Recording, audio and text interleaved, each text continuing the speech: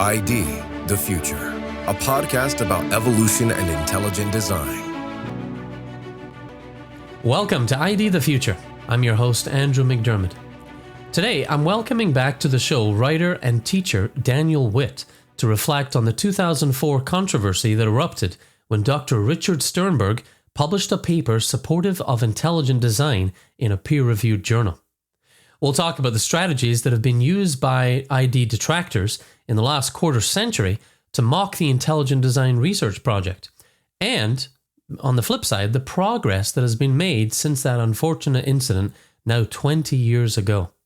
Daniel, welcome to ID the Future. Hi, Andrew. Thank you for being with me tonight.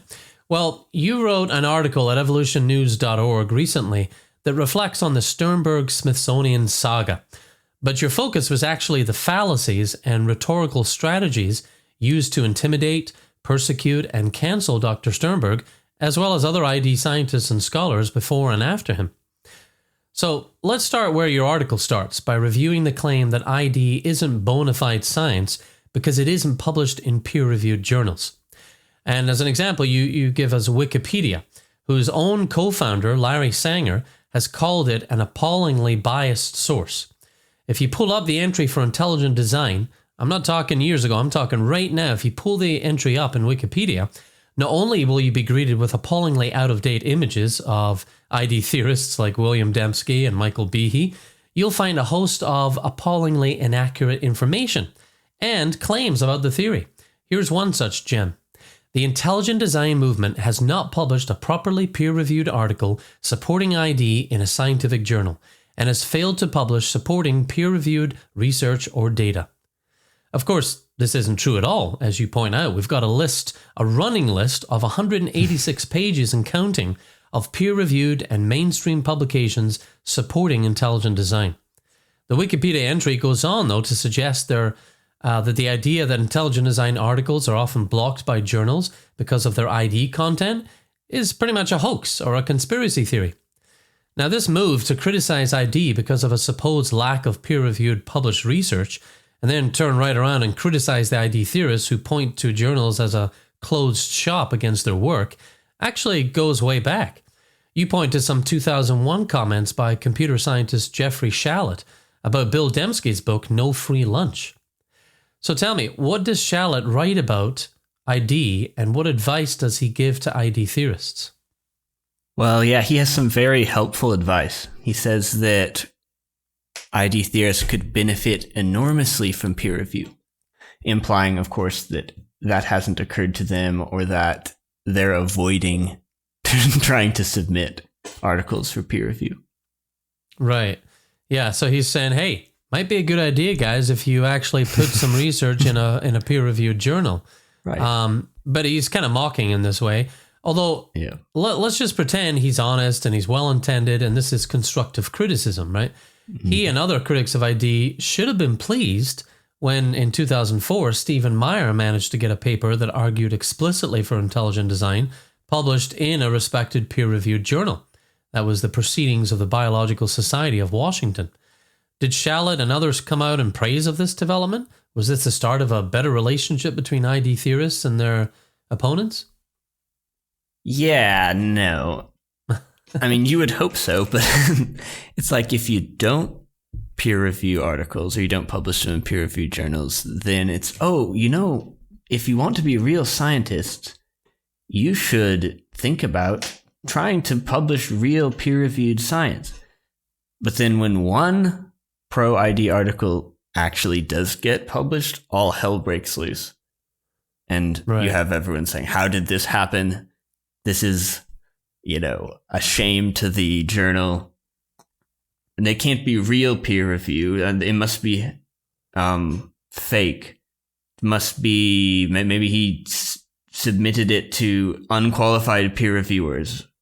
Or, they're coming up with all these reasons why it can't really have been peer reviewed if it's an ID article. Right. Kind of like a no true Scotsman fallacy. Yeah. Like, no true Scotsman would put sugar in his porridge. Well, I know a Scotsman who does. Well, he's not a true Scotsman if he puts sugar in his porridge. So therefore, no Scotsmans put sugar in their porridge. Yeah.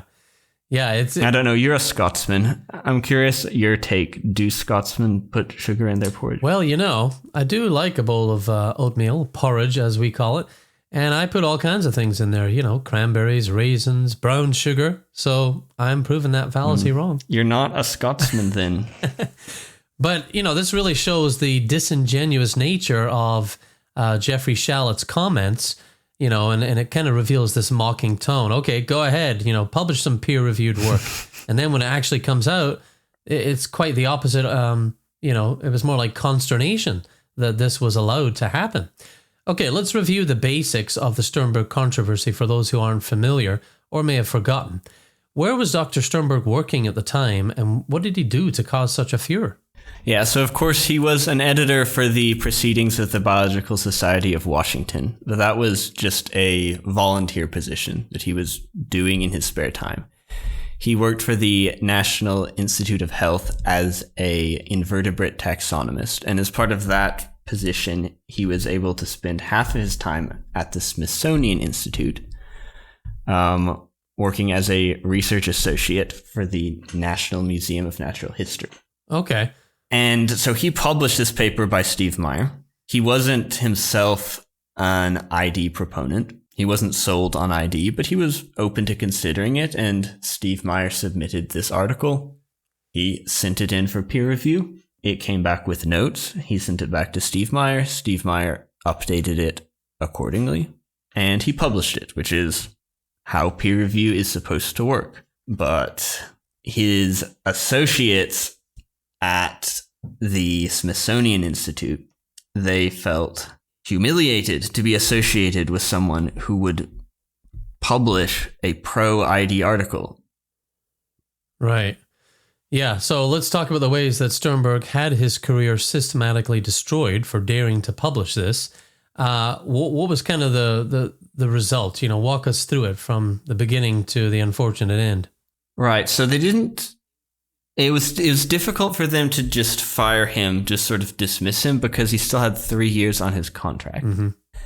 And they were worried about making a martyr of him. They say this in emails that have been revealed. And so they got in touch with the National Center for Science Education, which is an anti-ID and anti-creationism organization, to sort of figure out a plan of how are we going to get rid of this guy.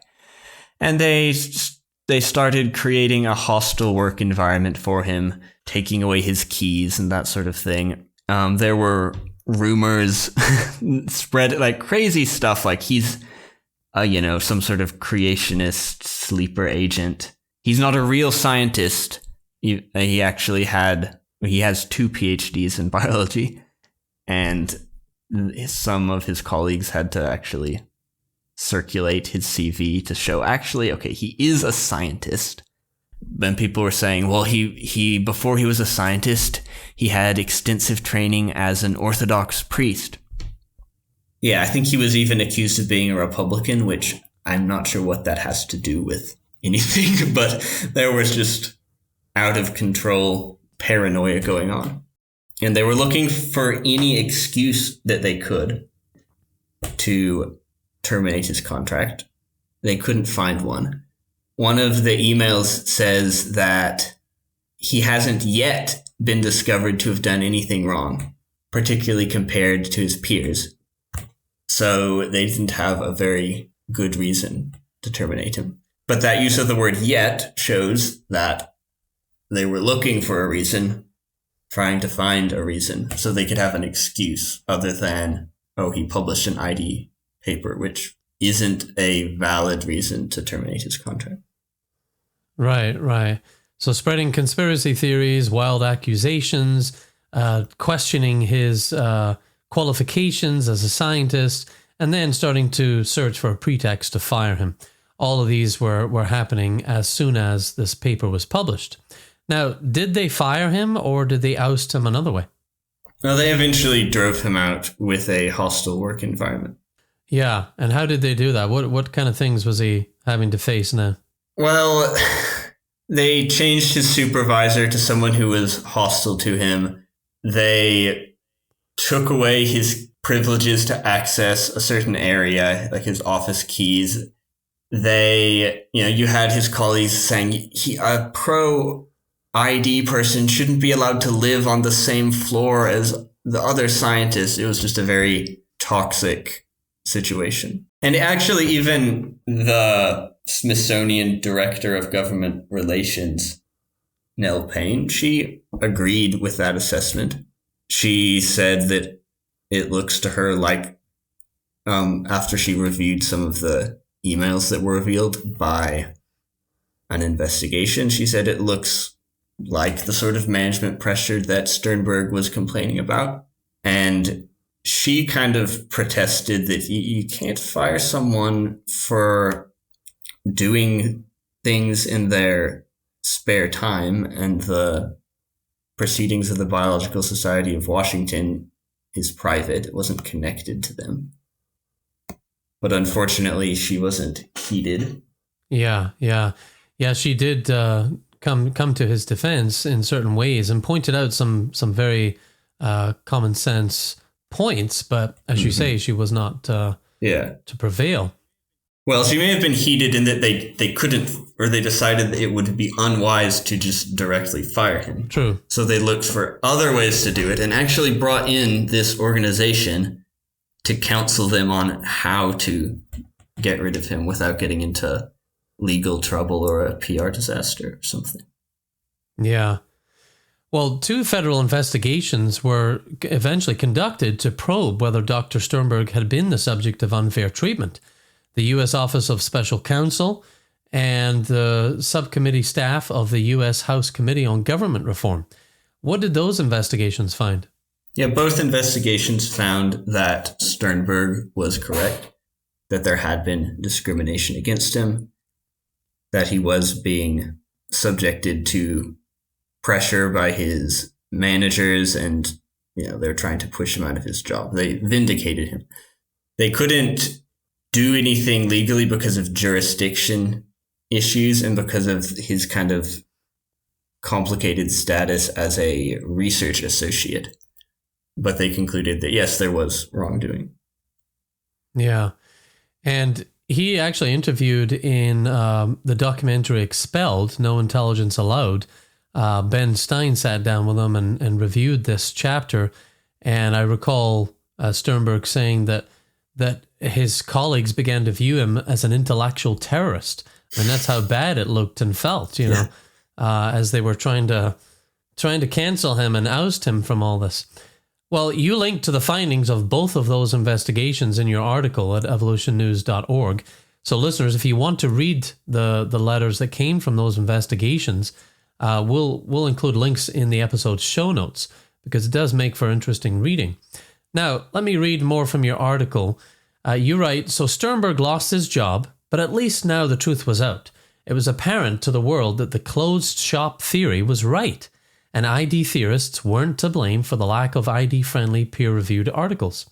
After all, what editor would dare to submit a pro-ID paper to peer review knowing he or she would get Sternberg's treatment? So everyone who had accused ID proponents of making up excuses and conspiracy theories apologized and dedicated themselves to making the scientific community more open to honest disputation. And then you write, just kidding. They went on as usual, of course. In 2006, before the dust had even fully settled on the Sternberg fiasco, the NHS ran a hit piece titled Defending Science Education Against Intelligent Design, a Call to Action.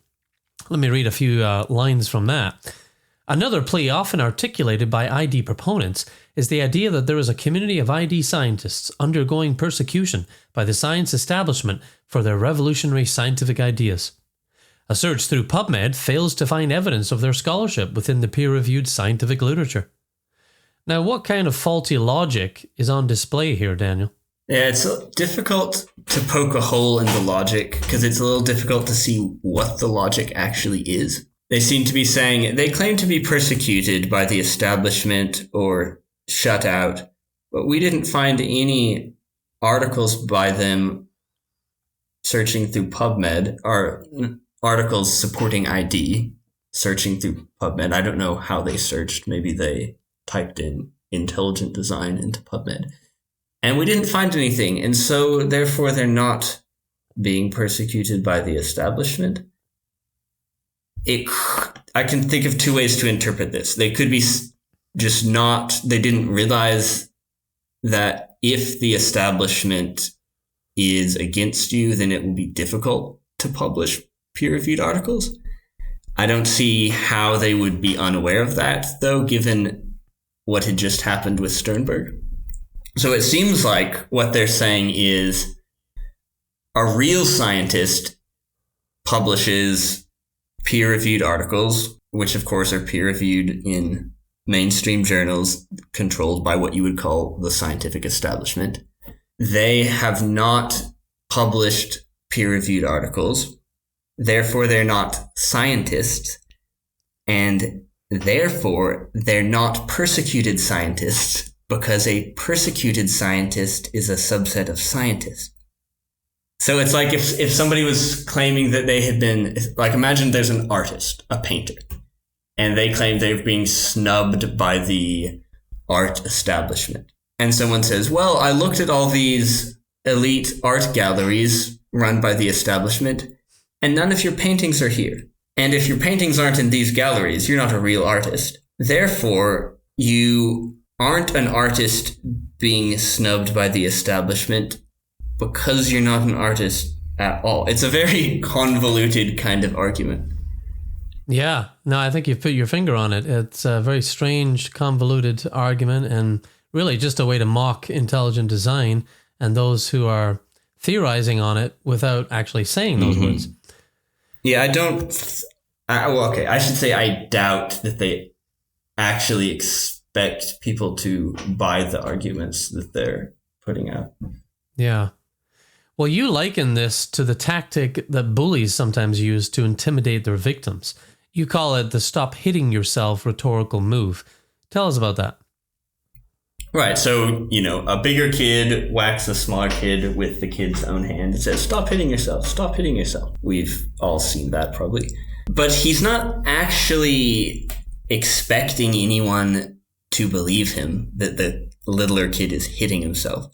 And actually, that would defeat the point if somehow everyone did believe him. The point is actually that people know that he's lying, and specifically the kid knows that he's lying, but he can't do anything about it. So it's sort of flaunting the falsehood of what you're saying in order to taunt someone who's less powerful than you. Right.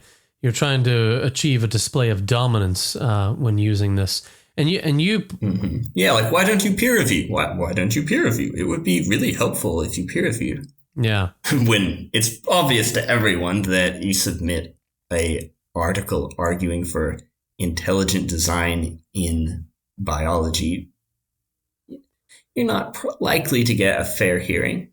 The unusual thing about Sternberg is that he found biologists for the peer review that would give it a fair hearing. Yeah. Yeah, Sternberg, in doing what he did and allowing that to be published through a peer review process, he's putting it out there and saying, okay, let's evaluate this. It's part of the whole scientific approach. Right. Yeah, and Sternberg's, because some people claimed, he must not have done the peer reviewed process correctly if they accepted it. Sternberg has pointed out that in the peer review ethics class that he was required to take for the NIH, they teach that you shouldn't submit an article for peer review to peer reviewers who aren't going to give it a fair hearing or who are going to be hostile to it from the outset. And vice versa, not somebody who's going to be biased in favor of it either. So he did what you're supposed to do and find the best approximation of impartial judges who are qualified to review the article. Yeah. But the attitude in the scientific community is if it passed the peer review must have been somehow faulty because ID isn't science, and so it shouldn't be able to pass peer review. Which is kind of funny because then if you ask people, why is ID not science? One of the reasons they'll give is that, well, it hasn't been peer reviewed, which is a circular argument. Right. And why hasn't it been peer reviewed? Because it's not science. Well, yeah, we won't peer review that garbage. It's unscientific. I mean, this is one way to run away from an argument. I thought if you had the higher ground, you should stand your ground and not be afraid to, to evaluate opposing ideas. But this isn't right. You would think they would be happy to sort of bring some light onto the controversy. Yeah. I mean, in the Proceedings of the Biological Society of Washington, they ran an article trying to refute Meyer's article after that, and that's perfectly fine. That's how scientific discourse should work. But what a lot seem to prefer is just that the discussion doesn't happen. Yeah. Well, you know that this sort of tactic has a fortunate downside. Boasting of one's ability to act without consequences may intimidate some of your opponents, but it lets everyone know that the true source of your dominance is brute force, not truth. And as I read this in your article, this made me think of the way the neo-Darwinian paradigm is propped up today. A growing number of scientists recognize that it doesn't stand by itself under the weight of the latest scientific evidence. So they've got to prop it up by brute force. But eventually, gravity kicks in. Your article concludes on a hopeful note about the progress that's been made in recent years. Can you share that with us? Yeah, so the newer generation of people coming into the sciences seems to be less patient with just being told what they're allowed to ask about this sort of thing.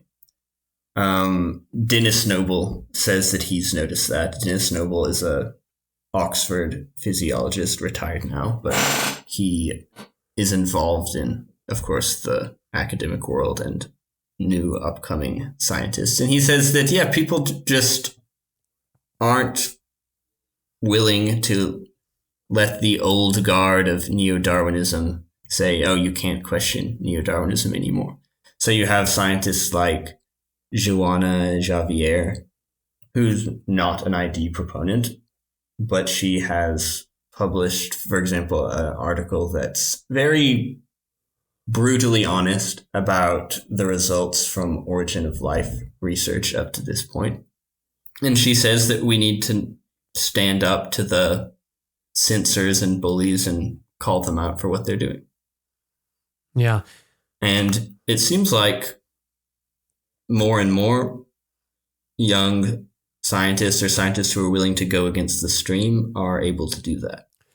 And that's really encouraging. We need that courage. Yeah. We need that bravery. It does take courage to stand up and, stick your neck out and risk job and career and reputation and funding. I mean, it really does, let's be honest. And so it's really good to see these hopeful signs happening. And it does give us hope. Well, Daniel, I'm glad you wrote on this recently because it does give us a good opportunity to review this unfortunate chapter in ID history. And of course, remind ourselves that progress has been made, despite the best efforts of some who would continue to prop up an inadequate theory with all the force they can muster. So thank you for coming on and sorting this out with us and giving us some hope. Yeah, thanks for having me.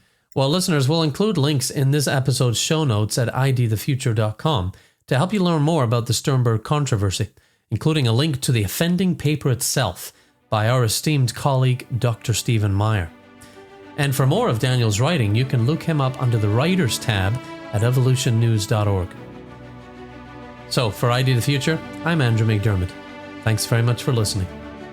Visit us at idthefuture.com and intelligentdesign.org. This program is copyright Discovery Institute and recorded by its Center for Science and Culture.